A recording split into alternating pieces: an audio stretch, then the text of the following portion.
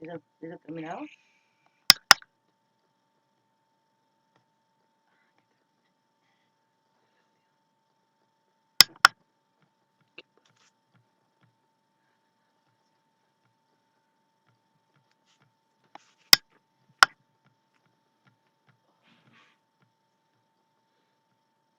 Bueno, si quiere vamos empezando, así respetamos el horario.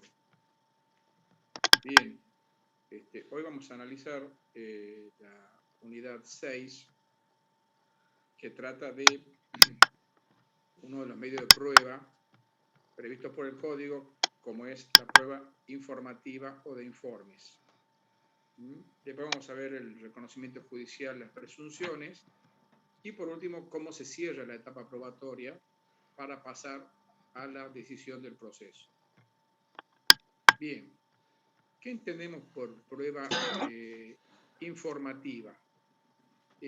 La prueba de informes o informativa es un medio de aportar datos al proceso referido a hechos o actos que surgen de documentos, de archivos, de registros contables, de documentación obrante en terceros o en poder de la misma parte. Entonces, acá lo importante es llevar al proceso datos que resultan de documentos o archivos que no están en el proceso en ese momento. Y hay que recabarlos y llevarlos al juicio.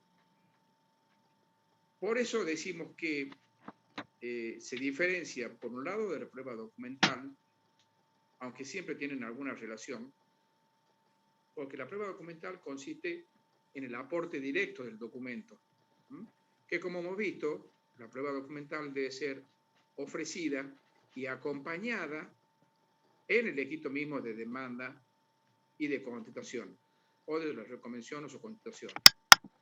En cambio, la prueba informativa, en principio, no tiende a llevar el documento, a aportar directamente el documento, sino los datos que surgen del mismo. Y esa prueba informativa se va a ofrecer y producir conjuntamente con el resto de las pruebas. Por otro lado, tampoco podemos decir que es una prueba testimonial. ¿Por qué? Primero, la prueba testimonial, normalmente los testigos son todos personas físicas. En cambio, el informante puede ser persona física o una persona jurídica o una persona pública.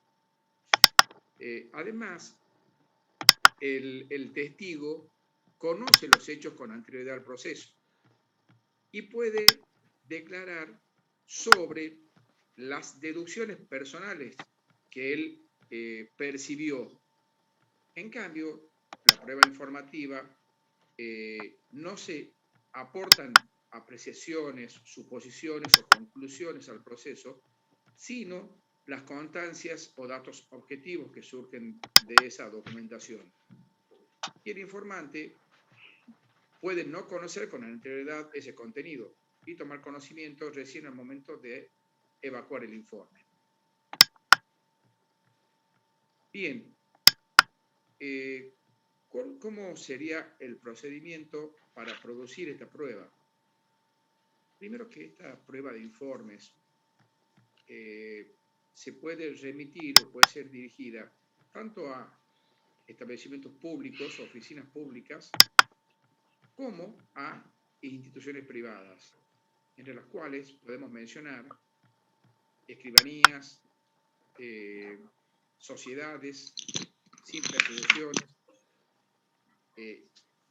y la consulta que se le hace a la entidad debe versar sobre hechos controvertidos, individualizados en el oficio y concretos. No puede ser tampoco una consulta de índole general. También pueden, como complemento de la prueba documental, pedir que se remitan expedientes o archivos al juzgado.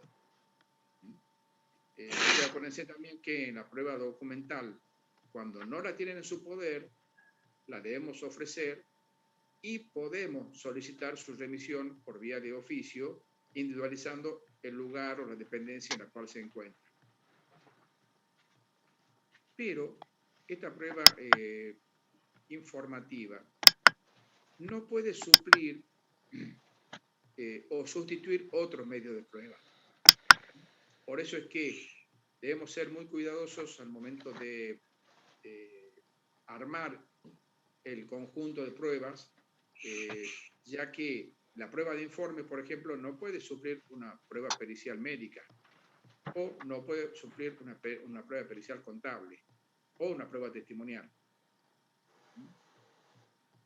La entidad oficiada, nosotros hablamos del oficiante, que sería el juzgado, la entidad oficiada, que será la que recibe el pedido de informe y debe evacuarlo, la entidad oficiada puede negarse a contestar cuando existen causales de secreto justificadas que debe invocar en el proceso. Y en definitiva va a ser el juez quien resuelva si esas causales por las cuales se niega a informar son justificadas. Y en el caso que no se cumpla, el juez puede aplicar las astreintes como medida para instar la obediencia hacia la orden judicial. Bueno, como hemos dicho, esta prueba de informes informativa se va a ofrecer y producir de acuerdo a los plazos previstos en el ordenamiento de la Nación y en el ordenamiento de la provincia para todos los medios de prueba. O sea, en la Nación vamos a ofrecerlo con la demanda o la constitución de demanda y se lo va a producir en el plazo probatorio. Y en la provincia se lo va a ofrecer en los primeros días del plazo de prueba, primeros 10 días en el juicio ordinario, y se lo va a producir en los 30 restantes. Pero también el Código de Procedimiento de la Nación prevé la posibilidad de que este medio de prueba sea arrimado al proceso con anterioridad a la demanda como una medida preliminar o como una medida de aseguramiento de prueba posterior a la demanda, pero anterior a la apertura de la prueba. Eso sería, o sea que, y en el Código de Tucumán no está prevista la posibilidad de solicitar una medida informativa. Una prueba Eduardo, informativa. Sí. Piden que hables un poquito más fuerte o más alto. Ah, bien, bien. A ver si me escuchan mejor ahí. A ver, ya vemos que dicen los estudiantes. A ver. ¿Me escuchan bien ahí? Ahí sigo a ver si me escuchan mejor. Yo escucho bien. Dicen que no, dicen que no. Que no. Capaz que tengas que subir el... Casi nada, dicen. Ajá, ¿y ustedes me escuchan bien? Sí, nosotros sí. O sea que el audio, el problema es de ellos, no... Tendrían que subir el volumen un poquito, los chicos, me parece. Puede ser, porque si ustedes me escuchan bien, debería escucharme bien el resto. No lo escucho bien ahí. Pero con auriculares yo lo solucioné. Bueno, muchas gracias. Bien, lo mismo voy a hablar un poquito más fuerte y más lento para que escuchen y entiendan mejor. Bien, entonces decimos que en el Código de Procedimiento de la Nación, esta medida de prueba puede ser aportada al proceso como medida preliminar o como medida conservatoria de prueba, supuesto que no está previsto en el Código de Procedimiento de Tucumán. Bien, con respecto puntualmente a la producción de la prueba, esta prueba se diligencia por medio de oficios librados por el juzgado a la entidad. ese oficio debe ser contestado tanto por las entidades públicas como por las entidades privadas en el plazo de 10 días. Y salvo que el juzgado, en un caso puntual, fije un plazo menor. Bien, el Código de Tucumán también prevé que el plazo para contestar el oficio es de 10 días.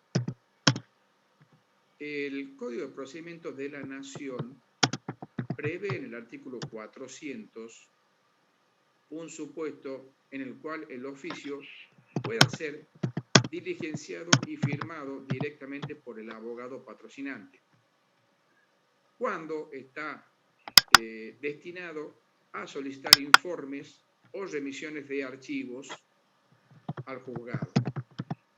En dicho supuesto, directamente el abogado confecciona el oficio, lo firma, lo sella, debe transcribir el decreto que ordena el oficio y también transcribir la posibilidad de aplicar astreintes para el supuesto de incumplimiento.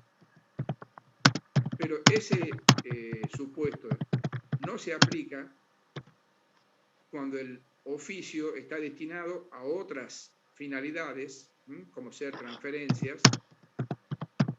Acá dice que no se escucha el audio. No sé el audio que tengo. Me parece raro que los profesores sí lo puedan escuchar y los alumnos no. Eso es lo que no entiendo.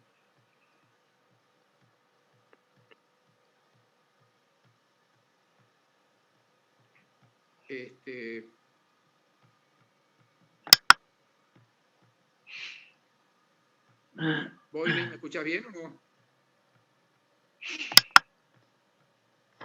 Hola. Sí, Eduardo, nosotros te escuchamos bien. Sí, entonces no entiendo por qué supuestamente mi audio tiene que estar bien, porque se escucha bien una parte. No. Entiendo que debería escucharse igual para todos. O a ver si prueban poniendo algunos, si tienen a mano unos auriculares, a ver si lo pueden escuchar mejor. Claro. Tenemos el celu y los profes la compu. Yo tengo el celular también y yo le escucho perfecto a la doctora y ellos me escuchan bien. Yo me puse el auricular. Por ahí, yo estoy con auricular porque sí, de celular seguramente no voy a escuchar bien si no tengo auricular, digamos. Ahí Belén dice que escucha mejor con el auricular. Sí. Yo creo que aumentando el volumen también, si puede ser. Sí, yo lo tengo al máximo, el mío. Sí.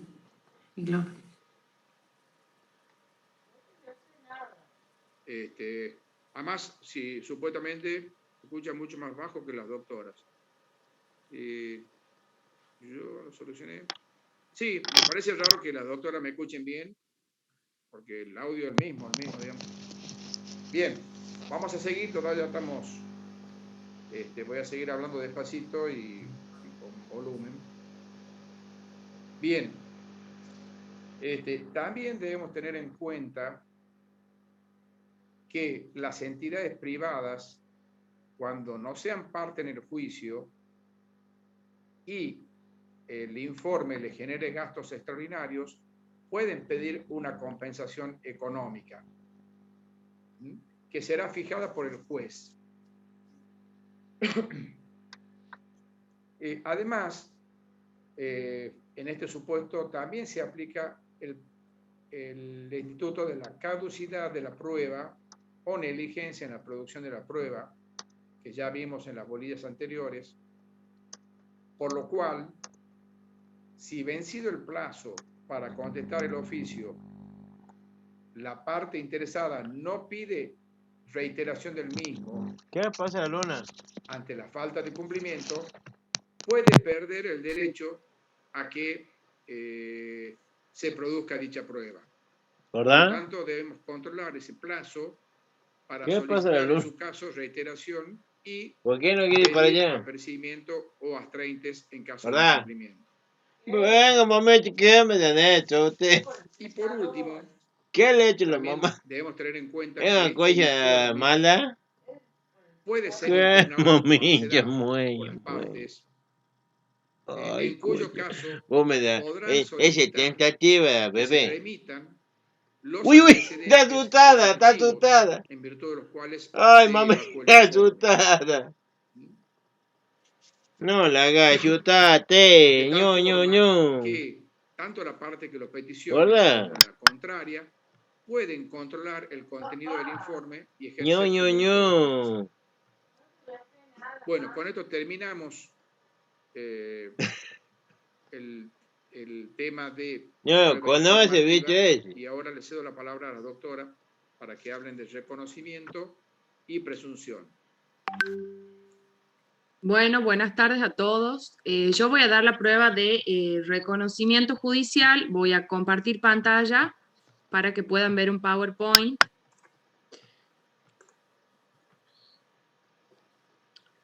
¿Se ve ahí? No se no ve se la ve. pantalla, Silvita. A ver. Ahora, Ahí Sí, está. perfecto. ¿se ve? Verla. Sí, Bueno, sí se ve, Silvita. bueno, este es el... Ay, como que se Bien. sale, ¿no? Está bien. Bueno, ¿se la ve bien entonces? Sí, Bueno, este es el punto 2 de la bolilla 6, prueba de reconocimiento judicial. El programa empieza diciendo concepto.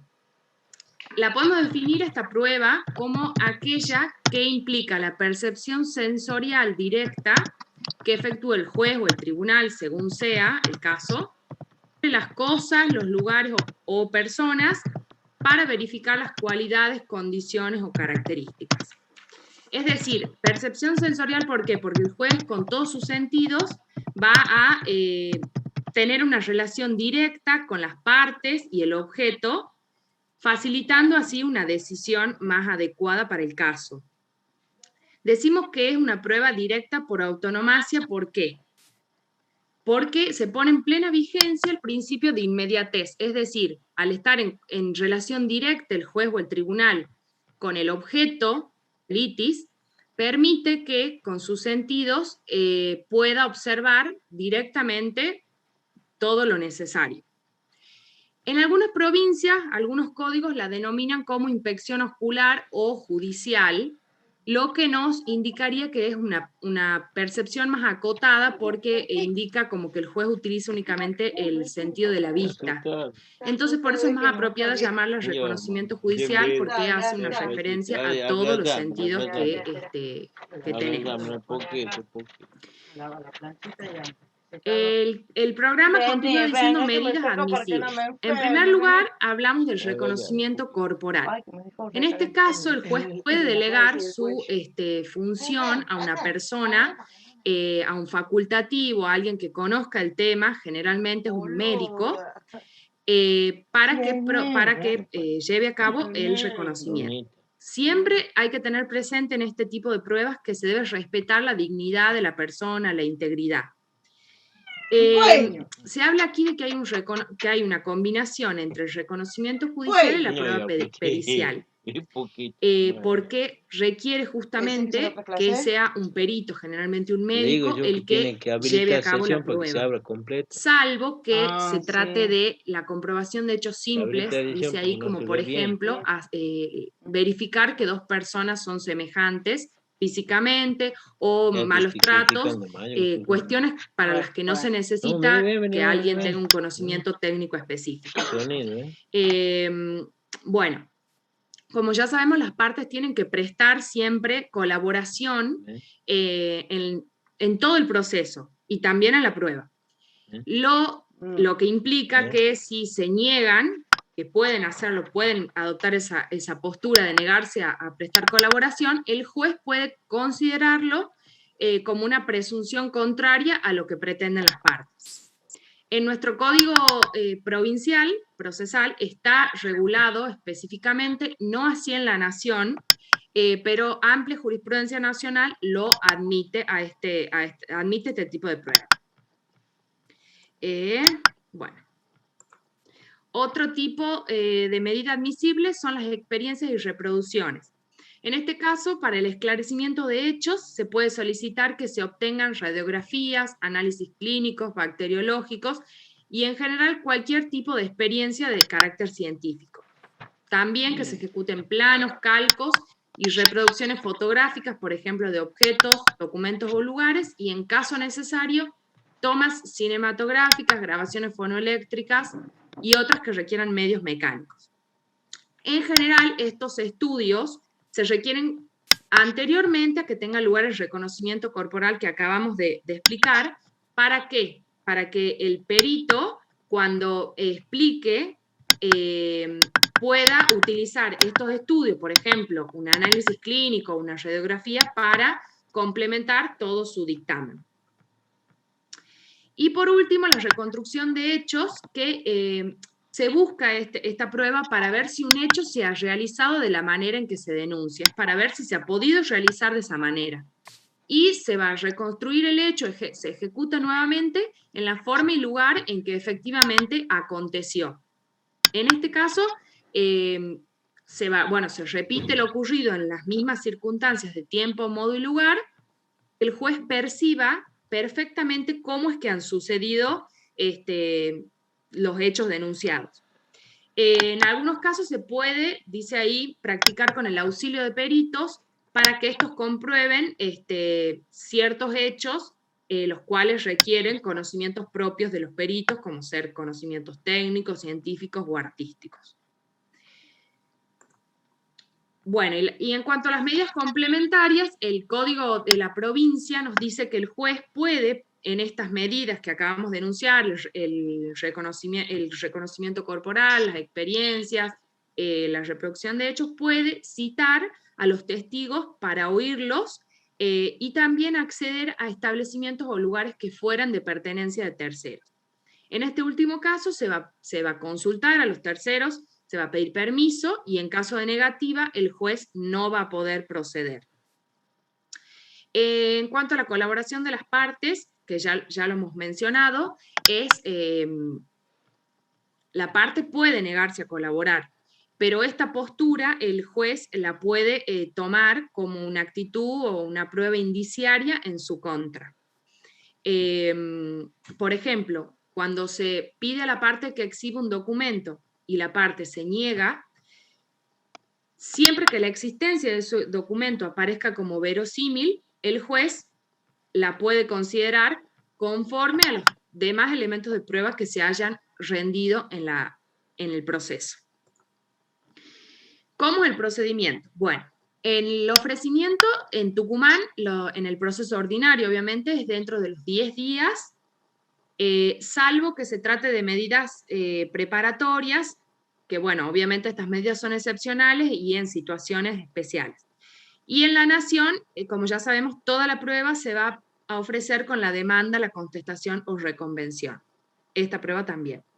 Para la producción, en Tucumán es en el proceso ordinario dentro de los 30 días de producción de prueba y en la Nación en el plazo probatorio que fije el juez. Cuando se admite esta prueba, el juez va a determinar, va a decretar, digamos, el objeto sobre el cual en el cual se circunscribe la prueba y va a determinar el lugar, fecha y hora en que se va a realizar.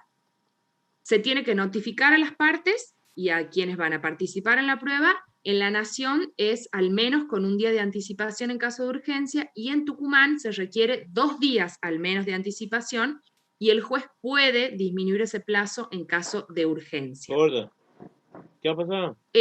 Bueno, en cuanto a la forma de la diligencia, hay similitud en la Nación y en la provincia, salvo en la presencia del juez. En Tucumán, en nuestro código, es insustituible la presencia del juez. Tiene que estar el juez en la medida cuando se lleva a cabo. En la Nación, en cambio, puede delegar esa función en algún otro miembro. En cuanto a la presencia de las partes, en ambos casos es facultativa, pueden o no estar.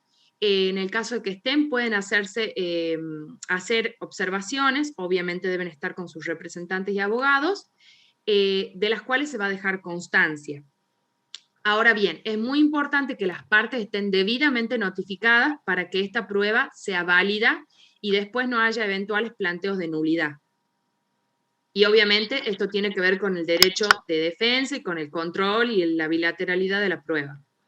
Y la presencia de peritos o técnicos también es facultativa, los que van a realizar un dictamen pericial complementario sobre aquellos hechos técnicos, científicos o artísticos que el juez no puede verificar porque no conoce, y las causas o efectos que tengan estos hechos. Todas estas pruebas se van, una vez rendidas, se va a labrar un acta respecto a todo lo ocurrido. En el momento en que se rinden, esta acta debe ser labrada, es decir, in situ, conteniendo el día y hora en que se realizó el reconocimiento, el objeto del mismo, todas las personas que se encontraban presentes y todas las circunstancias objetivas que el juez hubiera comprobado.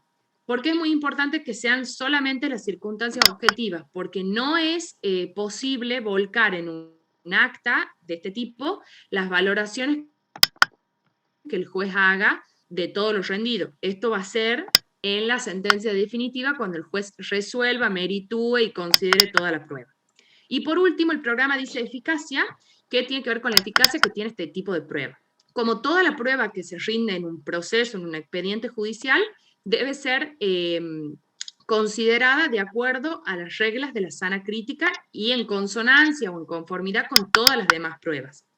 Pero sí hay que tener muy presente que al tratarse de un medio de prueba directo, como dijimos al principio, puede prevalecer ante la duda frente a los demás medios de prueba que obviamente son indirectos.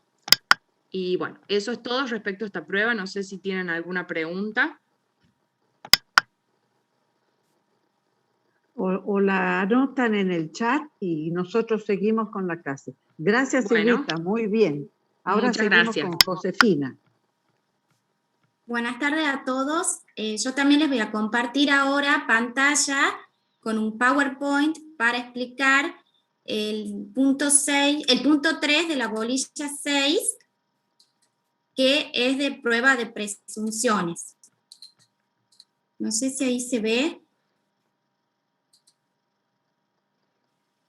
Todavía no, todavía, Josefina. Bien. Ahora seguro. A ver, veamos. Ahí se ve bien. Bueno, vamos a... Perfecto, sí. Bien, gracias, doctora. Vamos a comenzar con el concepto de prueba de presunciones. Lino Palacios explica, siguiendo a Potier, que las pruebas de presunciones son las consecuencias que la ley o el juez deducen de un hecho conocido para afirmar un hecho desconocido.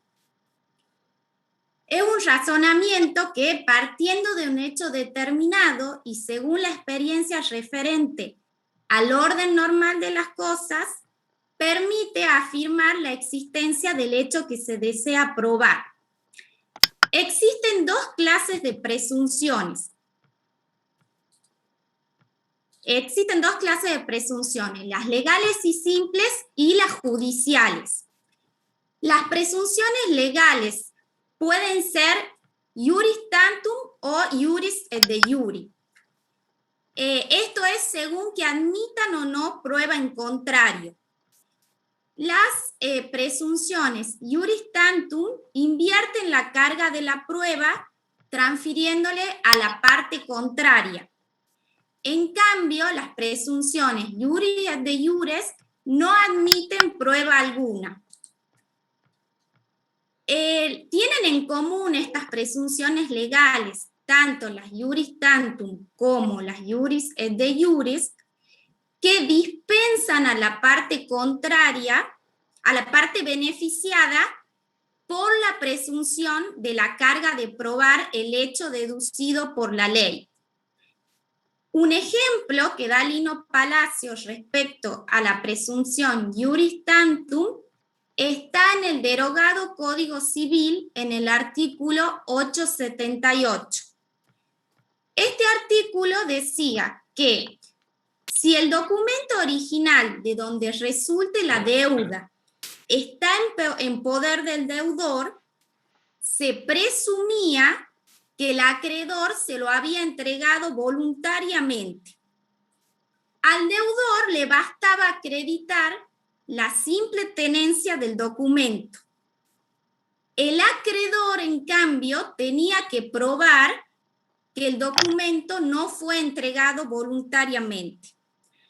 En el Código Civil y Comercial que rige actualmente, su norma equivalente es el artículo 950. Otro ejemplo en cuanto a las presunciones también está en el derogado Código Civil en el artículo 2476, que decía: probado una donación entre vivos, hecha a un heredero forzoso que concurría a la sucesión legítima del donante, se presumía que era una anticipación de su porción hereditaria, sin admitirse prueba en contrario. Ahora vamos a ver las presunciones simples o judiciales o del hombre. Estas presunciones están libradas al criterio del juez. Sus conclusiones no están sujetas a reglas preestablecidas y son fijadas según principios de la sana crítica. Estas están normadas en el artículo 163, inciso 5, segundo párrafo del Código Procesal de la Nación.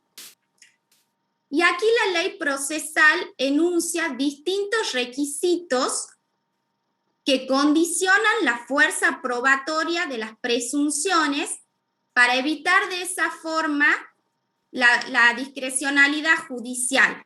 ¿Cuáles son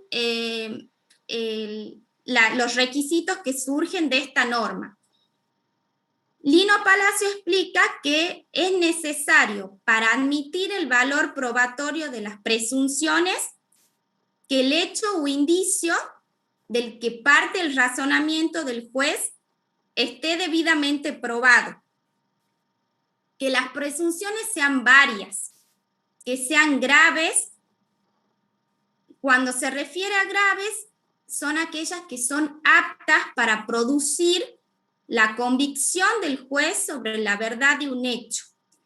Que sean precisas, esto quiere decir que se puedan interpretar en un único sentido, y además que estas presunciones sean concordantes. Esto quiere decir que formen un todo coherente y natural. Lino Palacio también plantea que en el ámbito doctrinal existe una discusión. Esto es, si las presunciones son verdaderos medios de prueba o no. Y explica que en sentido afirmativo están los autores de La Plaza y Watts, quienes pero consideran que son medios de prueba limitándola a las presunciones simples. Pero la mayoría de la doctrina se enrola considerando que no son medios de prueba las presunciones. Y considera, esta parte mayoritaria de la doctrina, considera que son reglas jurídicas sustanciales que gravitan en el proceso sobre la carga de la prueba, ya sea por inversión o por excepción de la prueba. Esto en cuanto a las presunciones legales. Y de las presunciones simples, la mayor parte de la doctrina también considera que no son medios de prueba. Consideran que son resultados de operaciones que el juez realiza al dictar la sentencia. Son argumentos de prueba. Según la ubicación que le otorga el Código Procesal de la Nación, se adhiere a esta tesis, a la tesis que no son medios de prueba las presunciones. En cuanto a la jurisprudencia, hay variadas jurisprudencias respecto a las pruebas de presunciones, que tienen importancia en juicios de daños y perjuicios, de simulación de actos jurídicos, de divorcio, de filiación, de nulidad de matrimonio. Así, por ejemplo, es una presunción que justifica la declaración de simulación de una escritura de compraventa, la amistad o el parentesco entre adquirente y enajenante y la falta de medios del adquirente. Otro ejemplo, en el derecho de familia, explica Lina Palacios, esto sí en un instituto que ya no tiene vigencia por la sanción del nuevo Código Civil. En su momento, el adulterio era un hecho que excepcionalmente podía acreditarse por prueba directa. Entonces, bastaba que haya presunciones graves, precisas y concordantes para que esté configurado.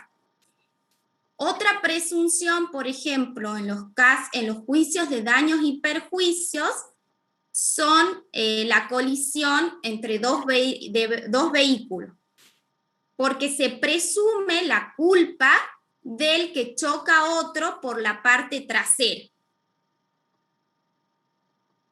Bueno, eso es lo que hace a la bolilla 6, el punto 3.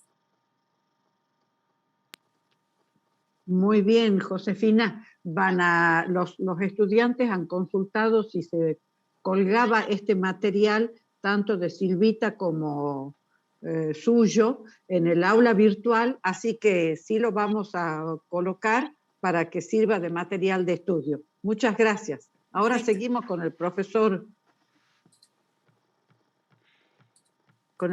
Eduardo Mirande.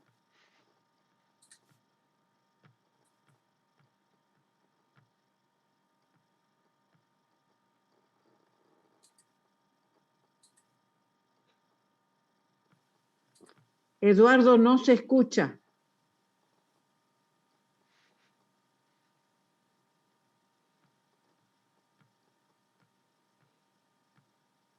No.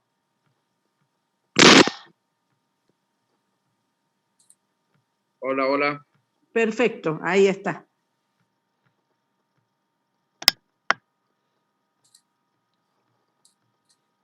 No se escucha.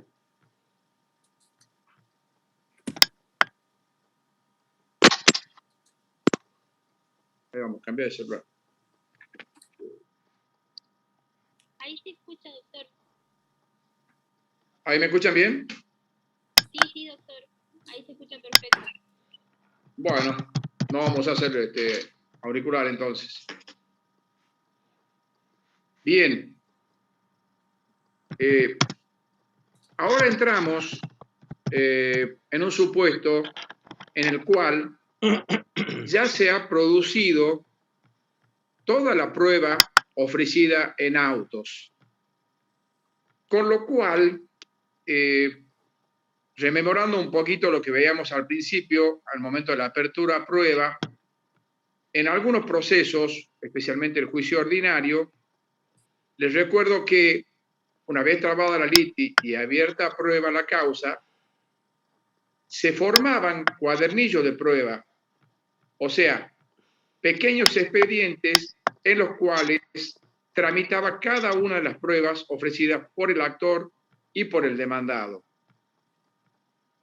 En el supuesto que se hubieran formado esos cuadernillos de prueba, esos cuadernillos tramitan por vía separada respecto del principal. Bueno, una vez producida esta prueba, todos esos cuadernillos van a ser agregados al expediente principal para poder continuar todo el proceso en forma unificada a fin de que el juez pueda dictar sentencia. Esa sería la etapa en la que nos encontramos ahora. Y cómo va a seguir el proceso va a depender de las situaciones procesales que se dieron oportunamente. Por eso, si el demandado se allanó a la demanda, directamente no va a haber apertura a prueba ni producción de prueba, sino que directamente se va a pasar al dictado de la sentencia. Así también, si el demandado reconoce los hechos articulados por el actor, pero le otorga otro efecto jurídico, se produce el instituto de directamente de la declaración de puro derecho, que también la vimos al momento de analizar la bolilla de apertura a prueba.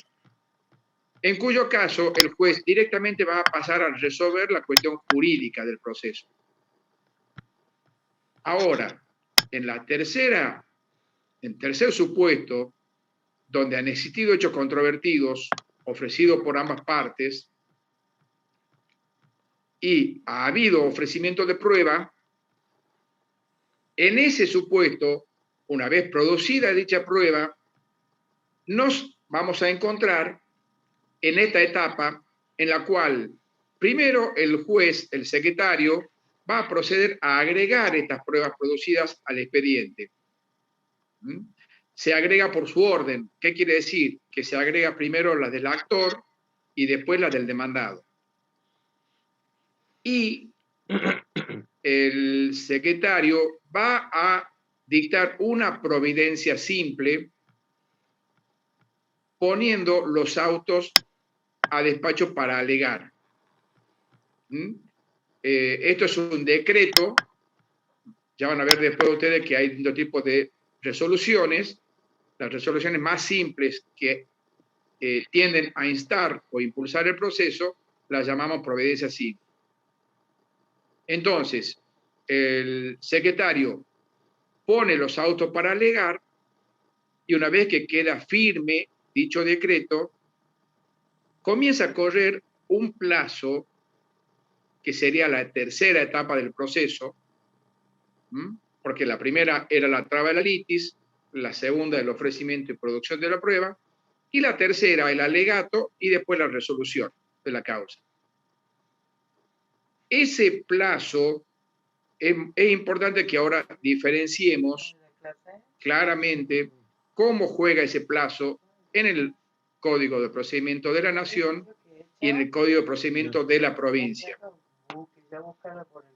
Y para notar la diferencia, tenemos que tener en cuenta de que el plazo, debemos distinguir el plazo que tienen las partes para retirar el expediente y producir el alegato y el plazo que tienen para presentar el alegato a la causa. ¿Te llegó el mensaje? Entonces, en el Código de Procedimiento de la Nación, el plazo para presentar el alegato es un plazo común. Eso quiere decir que vence para todos al finalizar el plazo de todas las partes. Es un plazo de... cada parte tiene un plazo de 6 días. Son todos días hábiles, procesales.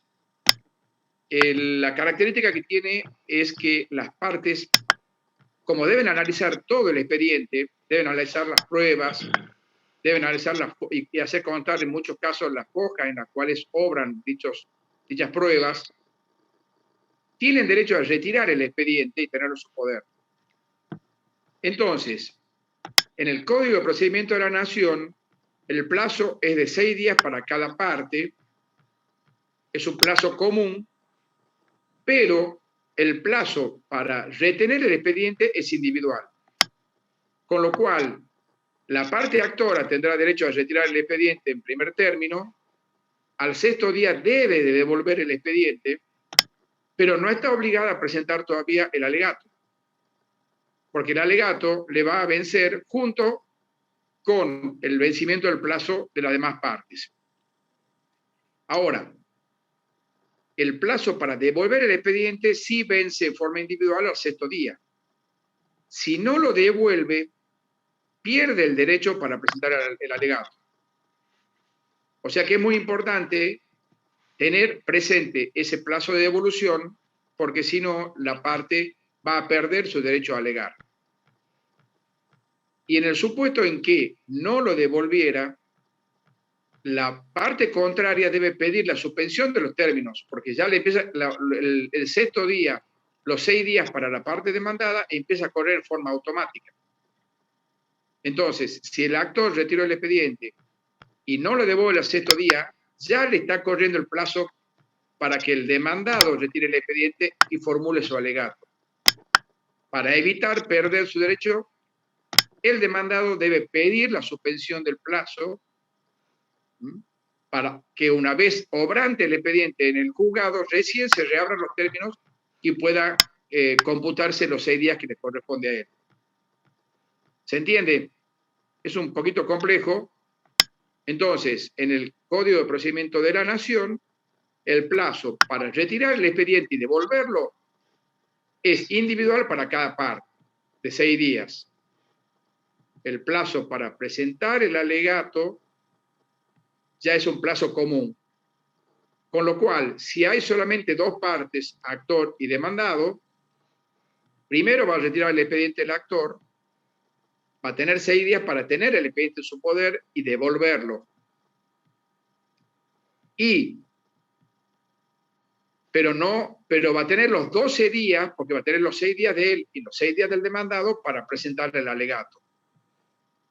El demandado, en cambio, recién va a poder retirar el expediente después de los primeros 6 días del actor. Y a él sí le va a vencer el plazo para presentar, devolver el expediente y presentarle el alegato en forma conjunta. En cambio, sí, todos los plazos procesales son plazos de días hábiles. O sea que estos 6 días que estamos hablando son 6 días hábiles. Ese decreto que pone los autos para alegar se notifica en forma personal, o sea, por cédula. Y recién, cuando quede firme ese decreto, va a empezar a correr el plazo para que retiren el expediente y presenten el alegato. En el Código de Procedimiento de Tucumán, el plazo en el juicio ordinario también es de 6 días. Pero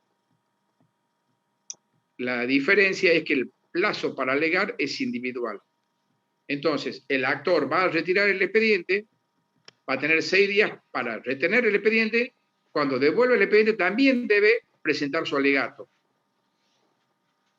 Y una vez devuelto por parte del actor, el demandado va a retirar el expediente al 7º día, va a tener 6 días para retenerlo y en esos mismos 6 días debe presentar también su alegato. Entonces, en Tucumán, el plazo para retener el expediente y el plazo para alegar es un plazo individual que corre en forma independiente a cada parte.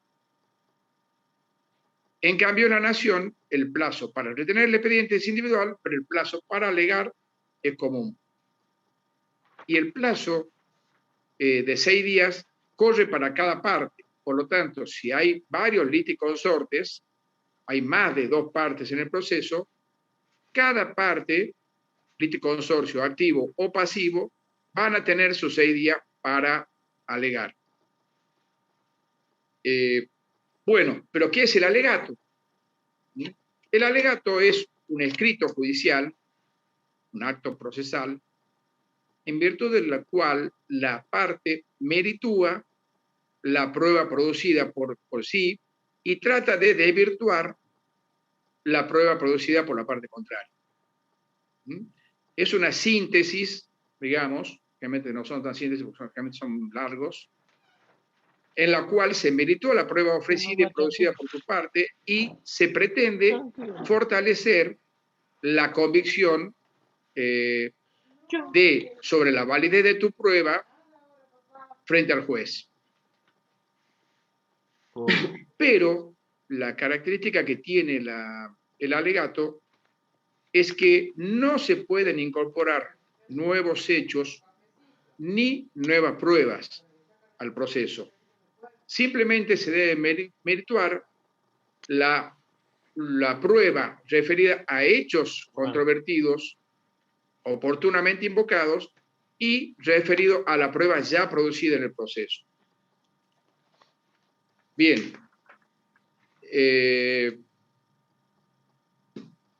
Una vez presentados los alegatos, una de las características también que tiene el alegato es que cuando se lo presenta no se lo agrega inmediatamente al expediente.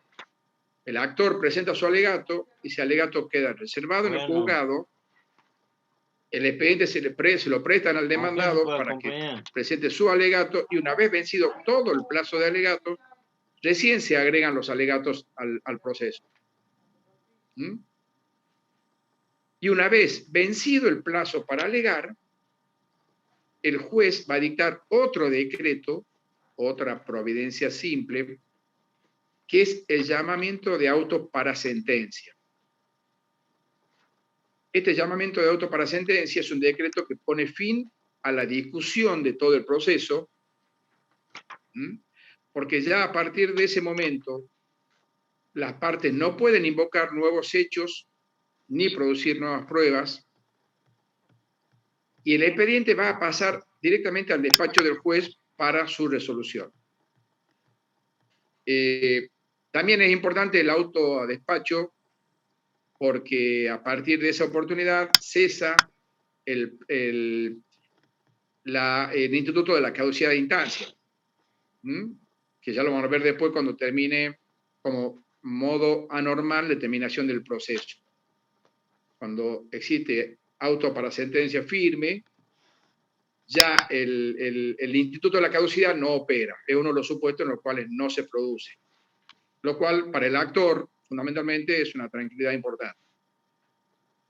Esto que decimos que no se pueden alegar hechos nuevos y tiene sus limitaciones porque ya vimos lo que es el instituto de las medidas para mejor proveer, en la cual el juez puede ordenar algunas medidas de prueba que hayan sido confusas, ambiguas, que necesiten aclaración. Esa medida de prueba para mejor proveer la va a disponer el juez en esta etapa, en la etapa posterior al llamamiento de auto para sentencia. Y que será una excepción a lo que estábamos refiriendo recién. Y también dentro de las facultades instructivas del juez, puede, aún dictada la sentencia, formular aclaraciones a dicha resolución cuando existen errores meramente numéricos o gramaticales, y el juez puede o subsanarlas de oficio antes de que sean notificadas, o puede subsanarlas a pedido de parte por medio de una aclaratoria. Por lo tanto, lo que recién hablábamos de que no se pueden invocar nuevos hechos o que no se pueden producir nuevas pruebas, tendría la limitación de las medidas para mejor proveer cuando el juez la disponga. A partir del llamamiento de auto para sentencia que se notifica y queda firme, empieza a correr el plazo para que el juez dicte la resolución definitiva. En el juicio sumario en Tucumán, porque ya saben que no existe sumario ya en el orden nacional, el plazo para alegar es de 3 días, también individual, pero con la salvedad, que es importante, de que el decreto que pone los autos para alegar se notifica al Ministerio de Leyes.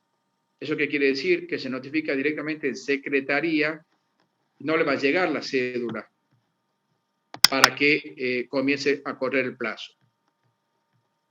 Bien, y en el juicio sumarísimo no hay alegato en ninguno de los dos ordenamientos procesales. Bien, con esta etapa termina todo el proceso, se produce entonces la agregación de las pruebas que hubieran estado dispersas, tramitando por cuerdas separadas en los cuadernillos, se unifica todo el proceso principal y las partes formulan los alegatos de bien probado, que se llama, como última defensa, podemos decir, en la etapa ordinaria del proceso, previo al dictado de la sentencia.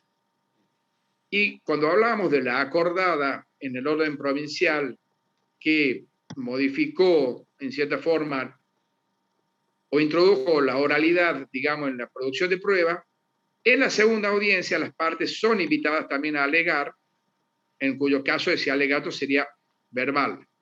Sí, perjuicio de lo cual pueden alegar, si no, por escrito. Bien, con esto terminamos el tema de las bolillas, de la bolilla 6. Bueno, entiendo que queda todavía pendiente hablar de alguna de las pruebas, de los medios de prueba, pero el proceso queda concluido en lo que se llama la primera instancia con el dictado de la sentencia, que es lo que vamos a analizar a posteriori. El dictado de la sentencia y las vías recursivas que los mismos permiten. Bueno, espero que me hayan escuchado la segunda parte y cualquier duda la pueden colgar al aula virtual. Lo que sí creo que es importante es diferenciar en el sistema nacional y provincial el plazo que tenemos para tener el expediente para alegar y el plazo para presentar el alegato. En el Código de Tucumán es fácil porque es individual. Retiro el expediente 6 días y al 6º día tengo que devolver el expediente con el alegato. En el orden nacional no. Si soy actor, voy a retirar el expediente, al 6º día debo devolverlo, pero tengo todo el plazo para alegar, que es común, para presentar mi escrito de alegato. Bueno, muchas gracias y bueno, cualquier duda la formulan en el aula, así la respondemos. Muchas gracias, profesor. Muy bien. Muchas gracias. Más fácil así sin el auricular. Sí. Gracias. Preguntarle al doctor, creo que en el campus hay un trabajo práctico subido de esta unidad. Creo que dice que es del 2020. ¿Sigue vigente para poder hacerlo? ¿Es lo mismo?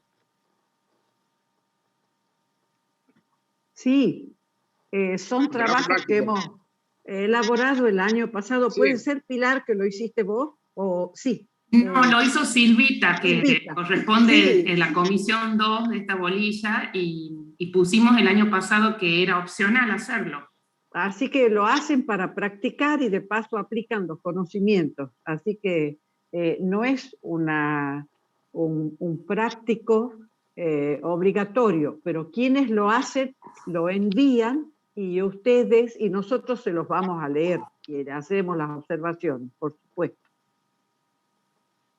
Bueno, si los estudiantes tienen alguna pregunta, la formulan ahora y si no, pueden abandonar la reunión. Los profesores nos quedamos un ratito.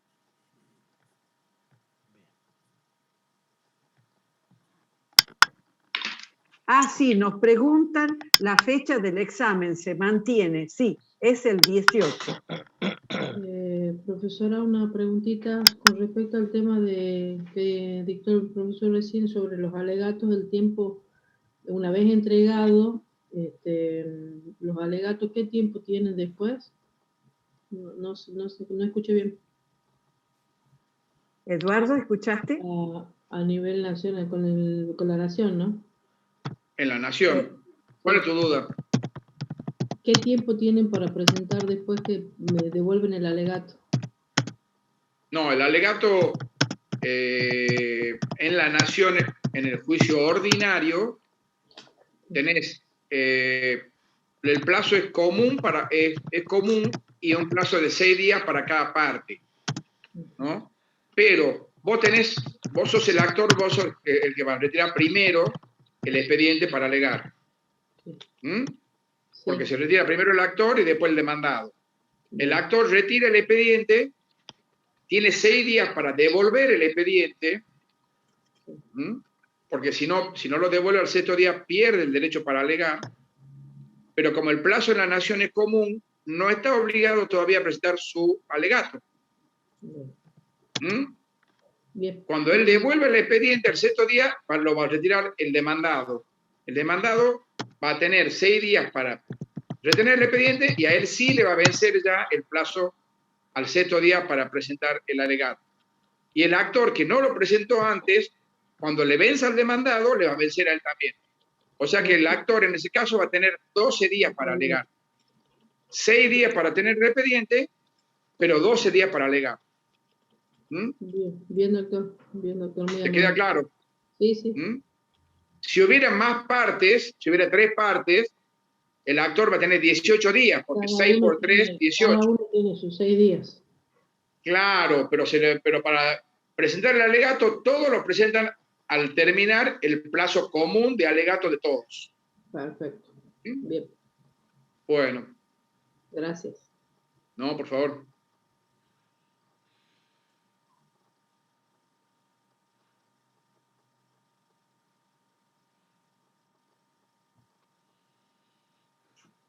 Bueno, estuve respondiendo la modalidad de examen que nos consultaron. Bien. Bueno, los estudiantes ya pueden retirarse.